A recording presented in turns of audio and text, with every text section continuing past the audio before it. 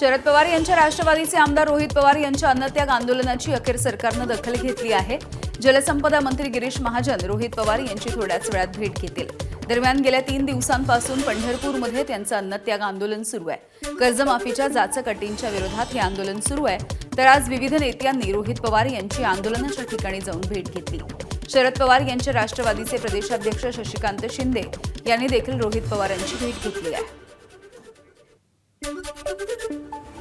आपल्याकडे काही लोक म्हणतात की कर्ज फार आहे सरकारच्या तिजोरीवर, अजून 1 लाख कोटी काढलं आणि ते सरकारच्या तिजोरीवर जरी बोजा पडला आणि तो बळीराजासाठी पडला तर विरोधक जरी आम्ही असलो तर त्यामध्ये कुठल्याही प्रकारचा त्याच्या विरोधात आवाज उठवणार नाही। परंतु तुमच्या अटी शर्ती एवढ्या आहेत, सरसकट 2 लाख कर्जमाफी करावी, त्याच्यासाठी नियम बनवावे आणि तशी योजना जाहीर करावी अशी मागणी आम्ही करतो।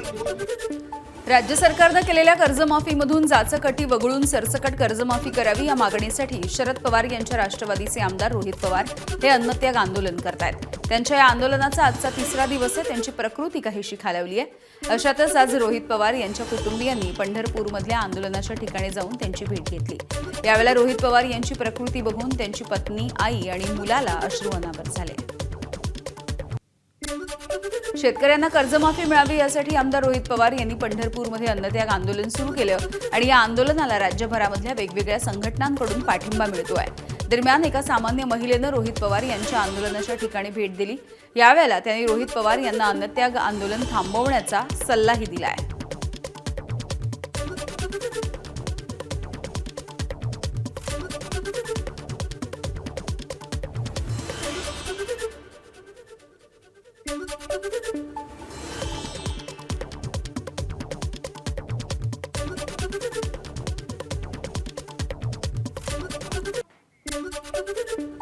या सरकारकडे काही नाहीये, या सरकारकडे काही नाहीये।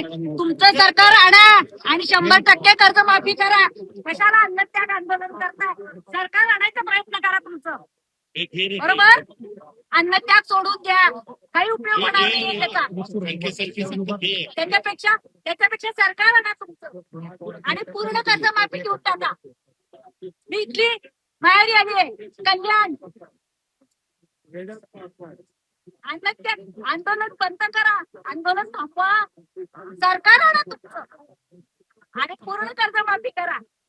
कुठली अट ठेवू नका आणि करू शकाल तुम्ही ते। शेतकरी कर्जमाफीच्या मुद्द्यावरून शेतकरी कामगार पक्षाचे जयंत पाटील यांनी निशाणा साधलाय। लाडकी बहीण योजनेचा लाभ घेणाऱ्या सरकारी कर्मचाऱ्यांकडून आणि पुरुषांकडून पैसे वसूल करा आणि कर्जमाफी करा असा टोला जयंत पाटील यांनी लगावलाय।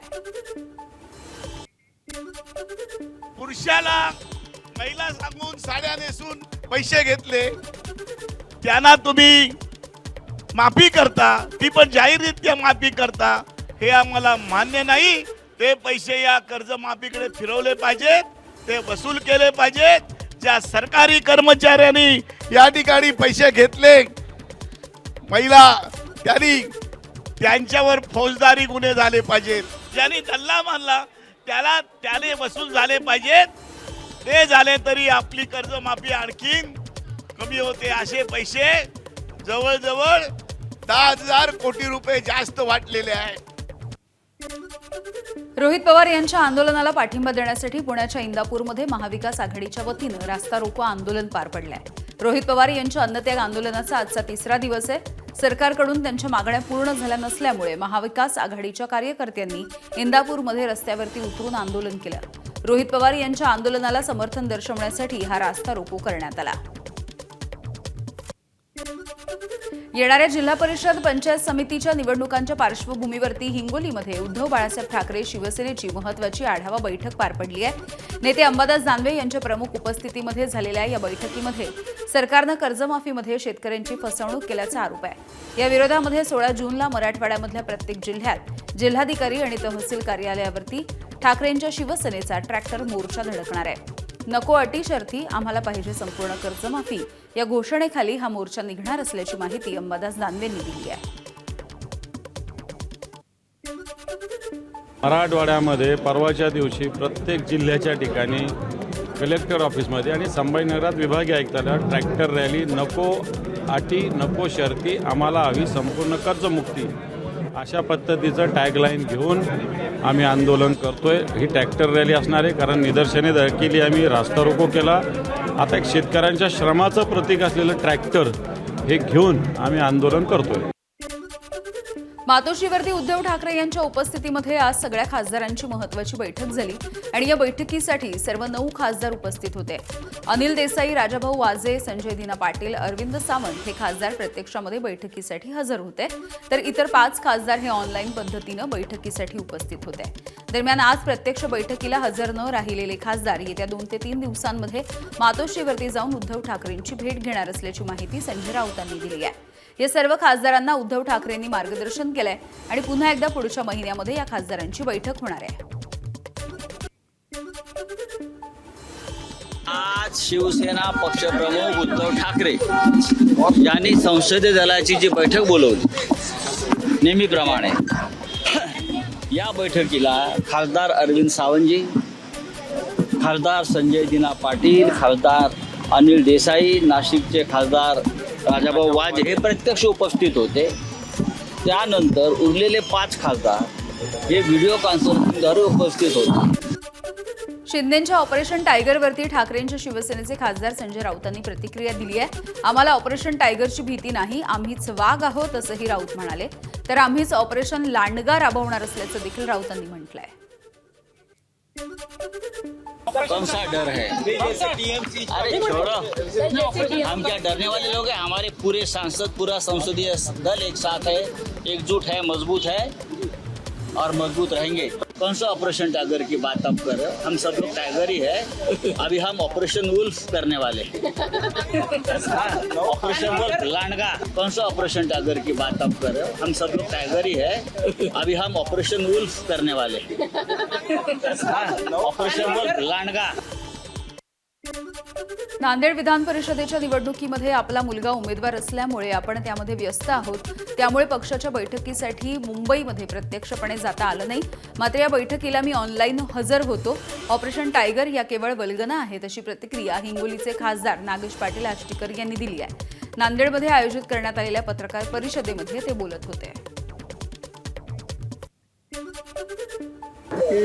माझा मुलगा कृष्णा पाटील आष्टीकर हे या निवडणुकीमध्ये उभा आहे आणि माझी आता थोड्या वेळापूर्वी उद्धव साहेबांशी सुद्धा व्हिडिओ कॉन्फरन्सिंगवर बोलणं झालं आणि साहेबाला चांगल्या प्रकारे माहिती आहे की मी कोणी अडचणीत आहे ते. त्यामुळं मी आपल्या सर्वांना प्रेसच्या माध्यमातून सांगू इच्छितो की आम्ही उद्धव साहेबांच्या सोबत आहोत, कुठेही कधीही गेलेले नाहीयेत.